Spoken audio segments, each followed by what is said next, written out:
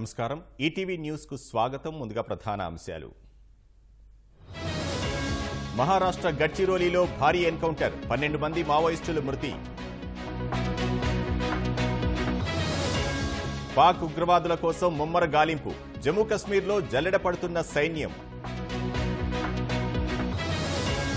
private సంస్థల్లో స్థానిక కోటాపై దుమారం బిల్లుపై కర్ణాటక సర్కారు వెనుకడుగు మళ్లీ తెరుచుకోనున్న రత్న భాండాగారం రేపు ఆభరణాల తరలింపు ఒలింపిక్స్ కు 117 మందితో భారత బృందం నీరజ్ చోప్రాపైనే అందరి దృష్టి ఢిల్లీలో కేదార్నాథ్ ఆలయ నిర్మాణంపై వివాదం 228 కిలోల బంగారం మాయమైందన్న స్వామీజీ ట్రంప్పై కాల్పుల వెనుక వీడని గుట్టు నిందితుడి ఉద్దేశం తెలియలేదన్న FBI 23 ఏళ్ల నాటి డైనోసార్ అస్థిపంజరం బ్రెజిల్లోని తవ్వకాల్లో గుర్తింపు